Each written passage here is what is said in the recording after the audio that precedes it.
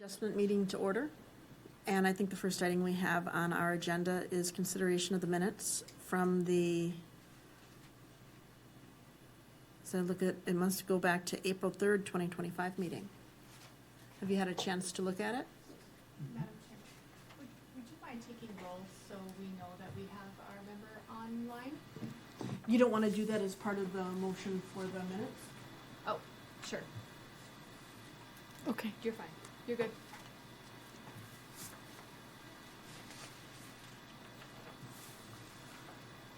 I would make a motion that we accept the minutes. Okay, so we've got a motion. Do we have a second? Second. We have a second. Is there any discussion on the minutes? If not, then let's take the roll. Board Member Wengler, Yes. Jansen, Yes. Seifert, Wall, Yes. Clark. Yes. Okay, so that motion passes. Thank you very much. The next item we have on our agenda is the Mackenzie Coffin addition variance request. If we could have staff review that. And it looks like at this point we don't have our applicant present, so we'll move forward without our applicant testifying. Thank you, Madam Chair. Clark. Board members, Jeff Witzke is requesting approval of two variants for his property located at 817 North 9th Street, specifically a variance from Section 140475 of the City Code of Ordinances, RM residential, the lot width for that district, to reduce the required lot width for a parcel platted prior to 1953 from 50 feet to 45 feet in order to construct a new accessory building. He's also requesting a variance from Section 140305 4B of the City Code of Ordinances, our supplemental provisions section for location of residential accessory buildings, to reduce the rear yard setback for an accessory building with direct access to an alley or from an alley from 20 feet to 10 feet. The property is zone conditional RM 30 residential, which allows for single-family dwellings. This property is a single-family dwelling. Our records indicate that the width of the property was not changed since the single-family dwelling was constructed in 1939. Mackenzie and Coffin's Additions is a subdivision that this lot is located at, and that was recorded and approved in 1882, so it is an old one.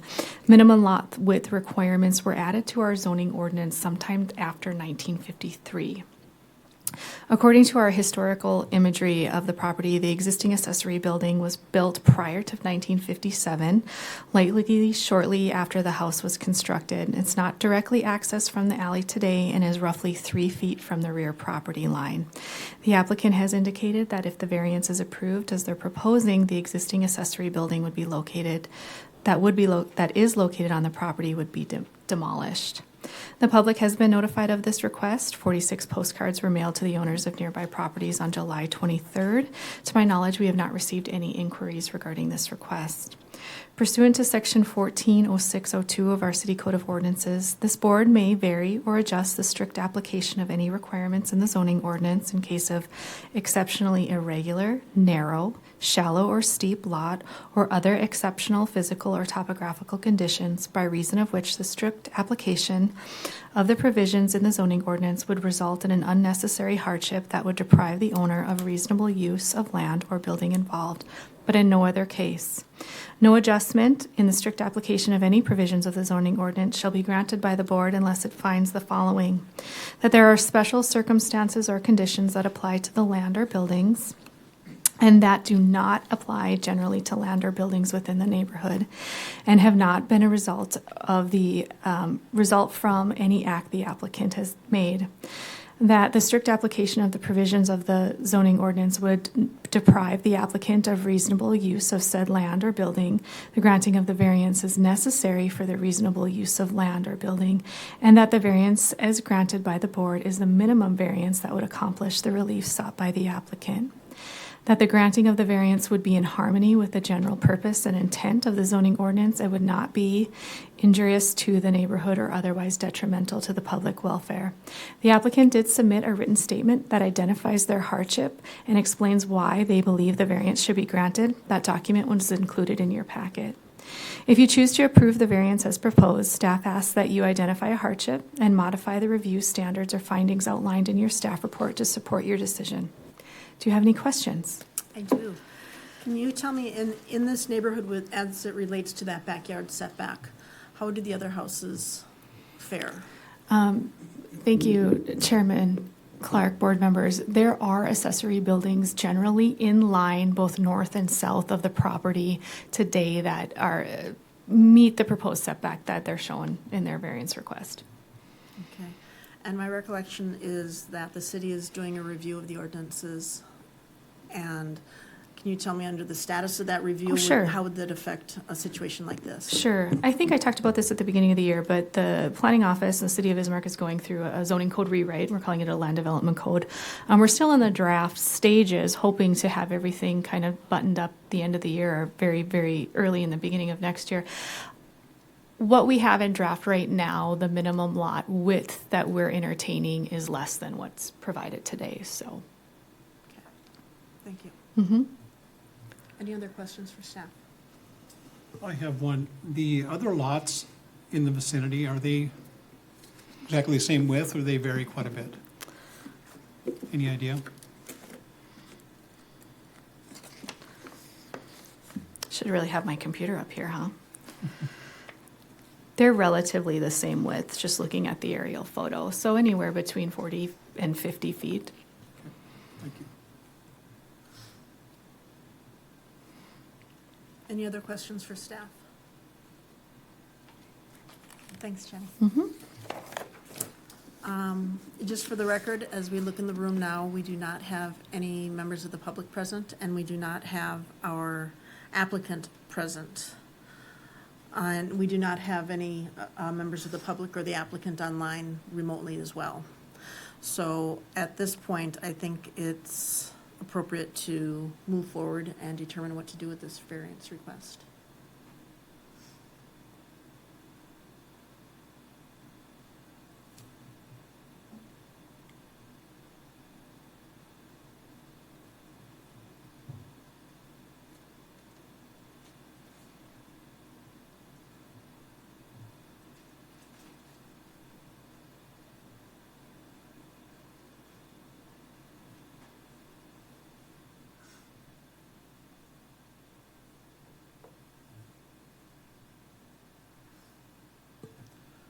I'll make the motion to approve the variance based on the hardship being an exceptionally narrow lot, and that is not as a result of anything that the applicant has done.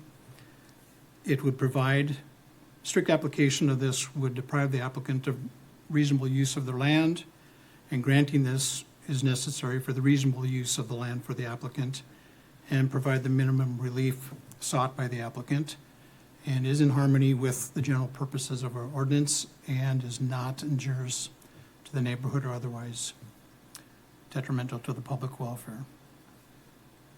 Thank you. I appreciate being thorough on that. Do we have a second on that motion? I would second that motion.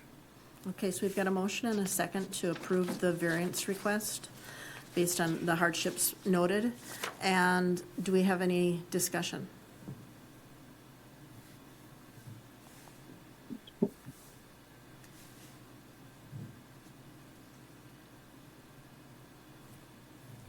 Just for the record, I think this variance request is consistent with the use of the property in those neighborhoods. Those are tough properties to keep relevant and keep them up to date and keep them improved.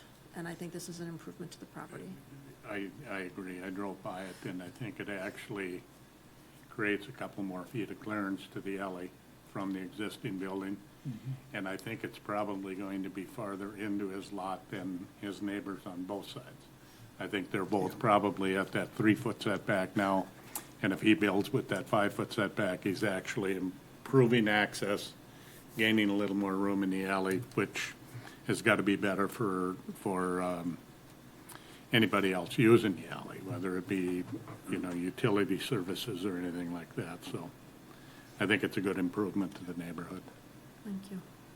Any other discussion?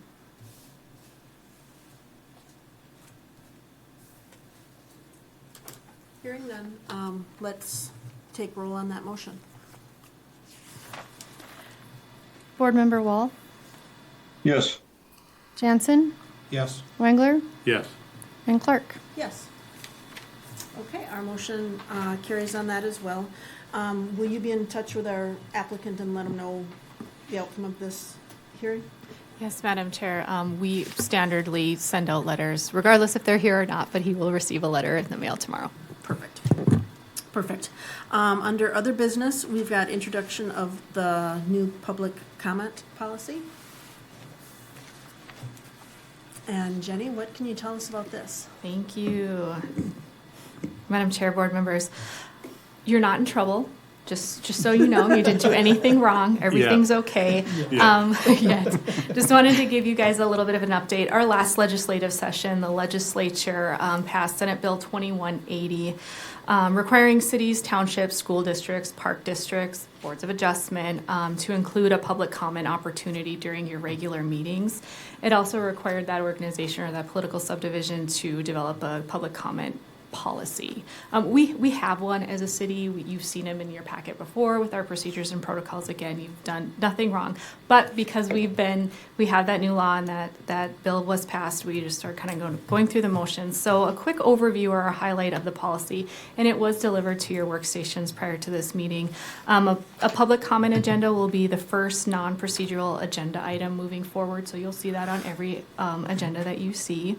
Each person will be allotted up to 5 minutes to make comments. The chairman may extend this time at their discretion. Each person has to sign in. There will be a speaker sheet at the podium, same as we do all the time. So again, it's just kind of formalizing this. The public comment portion of the agenda may be limited to a total of 30 minutes, but can be extended by the chair if they choose. All comments must address an item on a current agenda or an item from a preceding agenda. So if we had an agenda item, I think the last time we met was March, somebody could come in and talk about that item as well. Those really are the highlights. I'm happy to answer any I questions. have a question. So if they can address an item on the current agenda, is there a reason that we're not taking those comments when we have public comment? It's a little, each board is, I think, a little different. So to write a law for all the things, I'm sure they're kind of double dipping a little bit, but some boards have a consideration agenda or a consent agenda that doesn't necessarily get a public comment. All of ours do have public comment, so we would anticipate that they would speak during that public comment hearing for the particular item. But I guess we wouldn't run up here and tackle them and tell them to go sit down if they showed up beforehand. Okay, so they have two swings at that. Thank you. I have a question. So are the people in the public going to see this so they know what the expectation is? Yes. Board Member Johnson, this policy will be included in your packet moving forward, as well as a procedures and protocol. So is this outline going to be back there so? It will be back people can there, pick it it will up be and- here, it will be Okay. available online. All right, thank you. Thank you. Any other comments or questions regarding this new policy? Get some more detail. Awesome, thanks guys. As I look at our agenda, I think that's it. The only thing we have left to discuss is our next meeting is scheduled for September 4th.